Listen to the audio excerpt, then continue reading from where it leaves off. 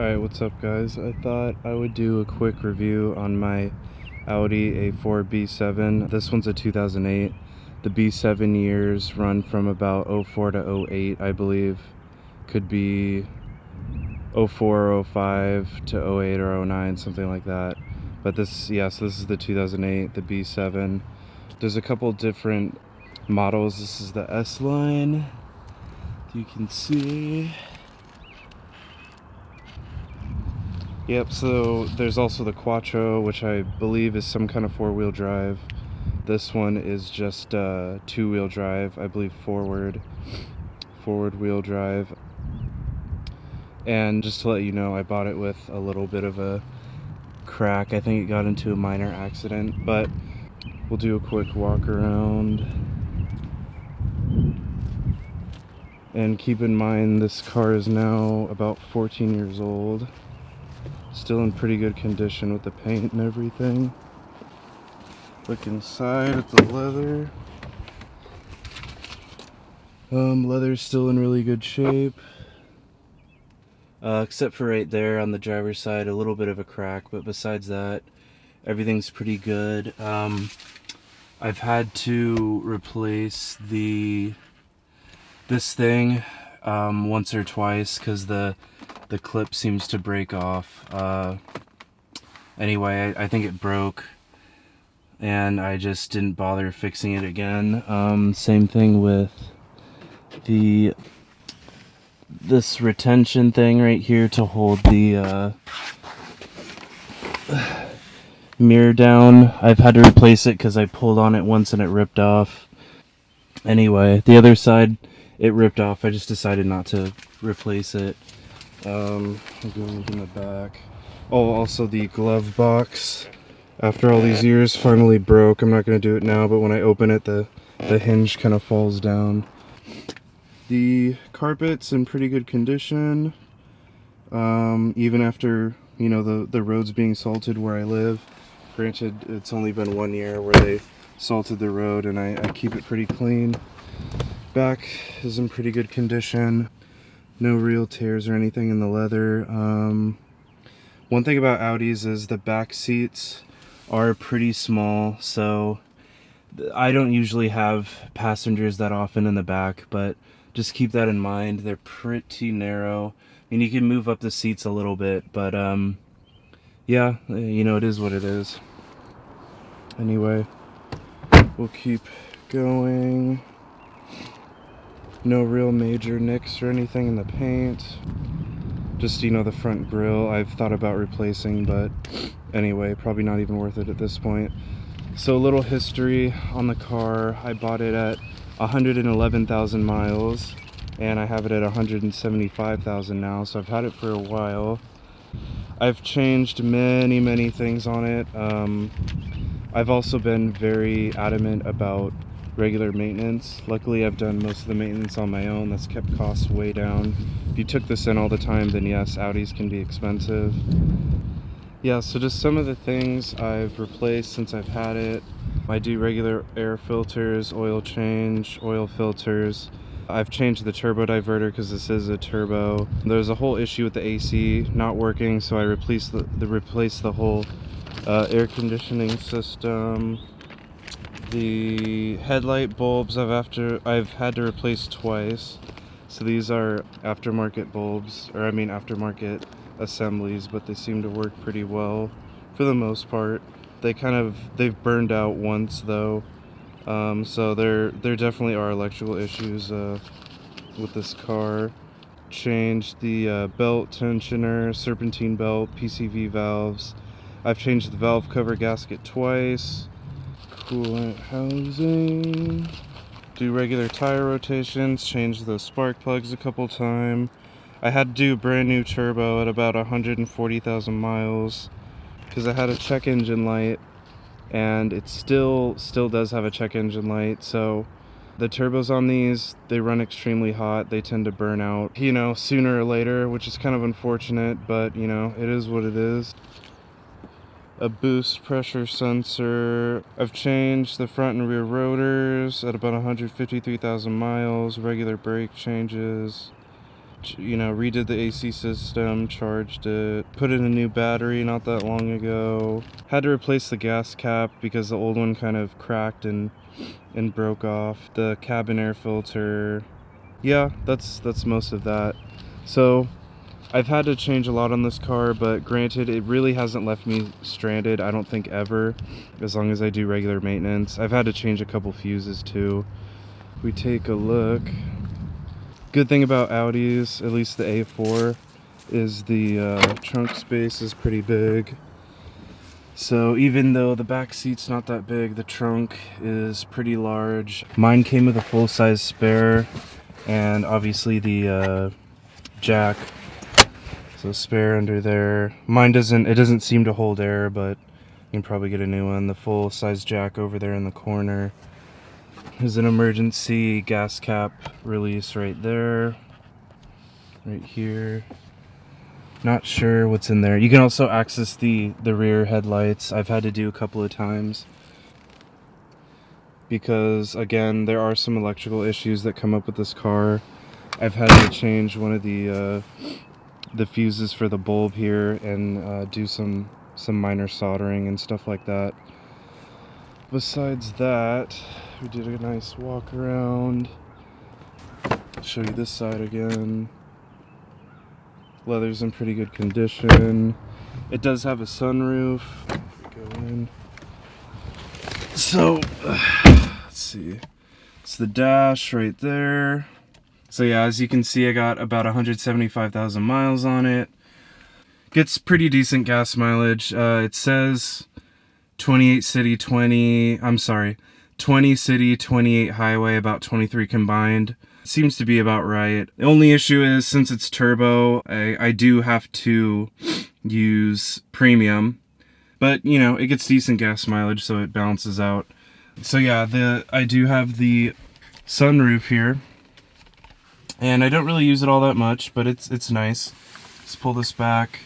You gotta have the keys in. Go. And you can do it different ways, but if you go all the way back. So that's nice. All the electrical stuff in the car still works. So, yeah, you can see the dash on. Windows and all that are good, knock on wood. It's the light where you change your light settings right here.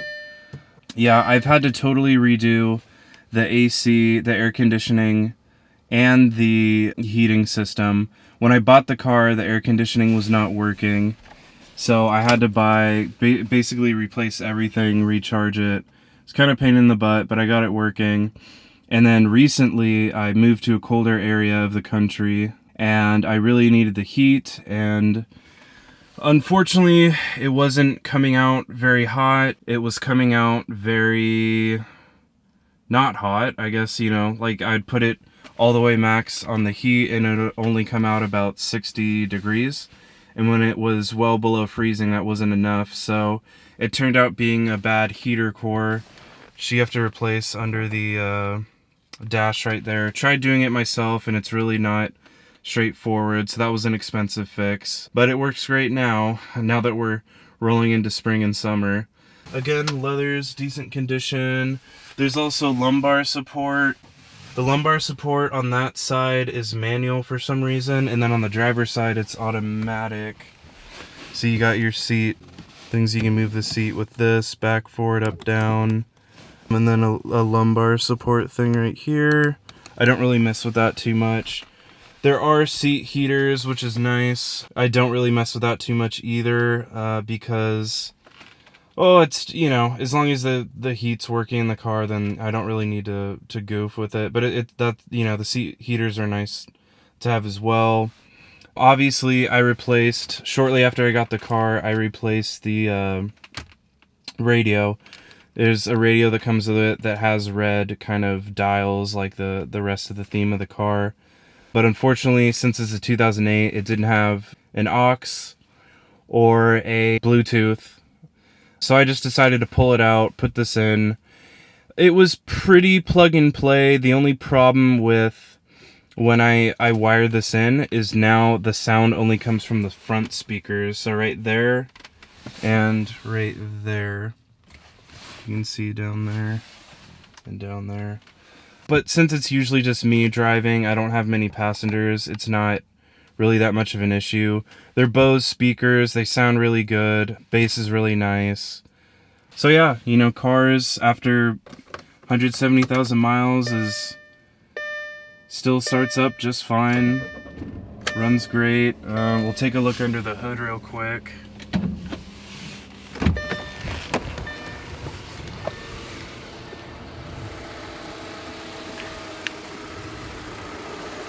Open this latch.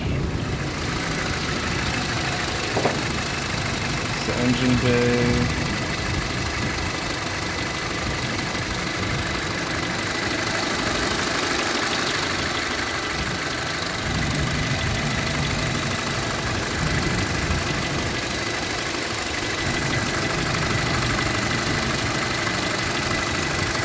So, couple things. After all these years, a lot of the car is made out of plastic, unfortunately, and it's just starting to break and crack. I've had to replace the ignition coil part right here.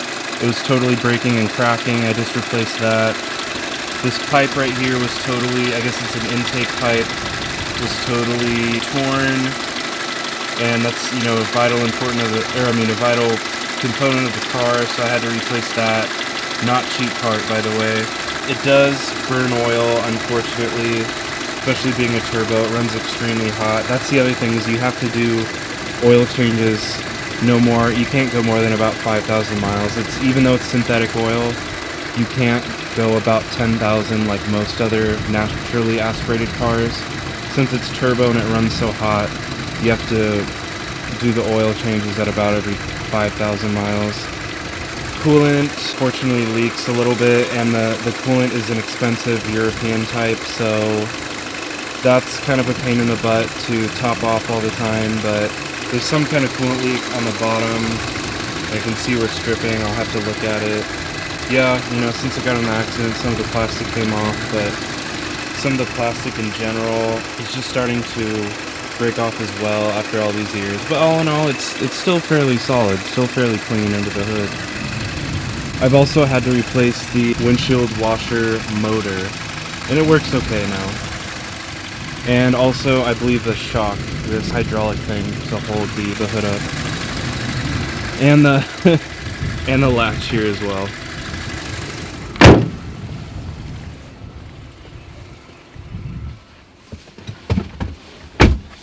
Starts up fine, runs fine. My overall assessment of the car, you know, they always warn you about not getting a German car because they're very maintenance intensive. Well, yes, that's true. Luckily for me, I'm kind of mechanically inclined, and when I was living with my dad, he would definitely help me with a lot of the repairs on the car. So doing it yourself is going to save a ton of money. I really only take this thing in to the shop when it absolutely, you know, I cannot do something on my own. It drives great. Recently, I've noticed the shocks are wearing out a little bit, and I think it needs new bearings, which is kind of an expensive fix. I've probably hit so many potholes, and the suspension's getting, you know, so old and worn out that they need to be replaced. But it's, you know, it's an expensive fix, probably like $1,500 or more. So I'm wondering if it's even worth it to replace it at this point. But besides that, it drives very nice, accelerates very nice. Obviously an automatic. It does have paddle shifters, if you can see. I really don't use them that much. It's, you know, semi-automatic. See if I go here. Well, anyway, semi-automatic, so you can do paddle shifters, or you can do, you know, the stick, if you will. You can move it out and go up, down, upshift, downshift, that kind of thing. Yeah, it's, you know, it's a solid car. I've had it for a long time. I drove it all the way across the country, all across the United States, and it didn't really have any kind of hiccups. I definitely think it drives great. It still looks great after all these years. A Couple complaints, I guess, if you will. Again, since it's a turbo and it has such high mileage, it consumes oil like crazy. Not only that, the oil it does take is 5W40, which is not the easiest to find and also not the cheapest. I usually buy it at Walmart, but recently I've been buying it online. They sell it on Amazon as well. I think after a while, unless you literally replace every seal in the car, it's just gonna start burning oil. The coolant, also, it has some kind of coolant leak going on. I'm not sure what that's about. I'll have to look into that. Again, the coolant is not, it's a European type coolant, Pentazine, I believe, E. So it's kind of expensive. It's almost $20, including tax, a bottle, even though it should be a lifetime fluid. The fabric here is okay. It's starting to come down a little bit on that side, if you can see. I got some spray adhesive. I'm gonna try to finagle something to spray that back on. Lights work okay. All that, mirrors and whatnot.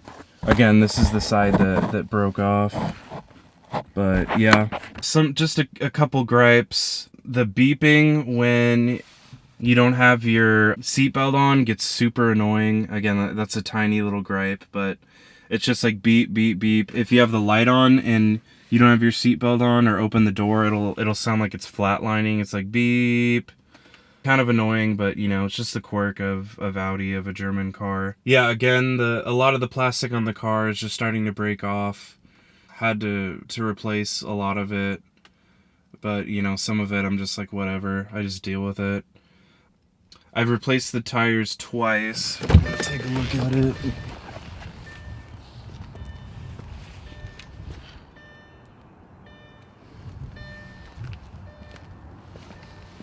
And I just got the Ventus V2, I believe, at Sam's Club. Good for 50,000 miles, warranty, something like that.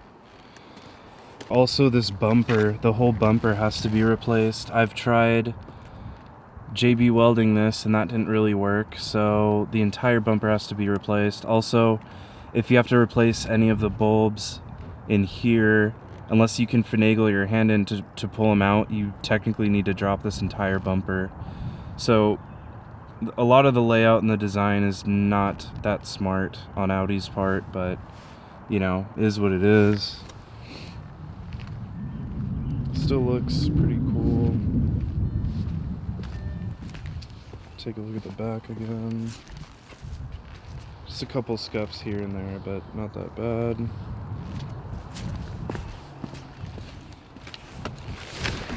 So if you're thinking about buying an Audi B7, I say go for it. They're very reliable cars in my opinion, as long as you stay up on regular maintenance. Is it going to be as low maintenance as, say, a Japanese car? No, probably not. But again, it probably looks cooler than your average Honda Civic or Honda Accord. Or, you know, Nissan, whatever it is. It's a great car, and I'm hoping to drive it really into the ground as far as I can. But anyway, yeah, if you guys have any more questions, if I missed anything, let me know. I'll let you look in the glove box here. So yeah, see, it's kind of broke on the side there.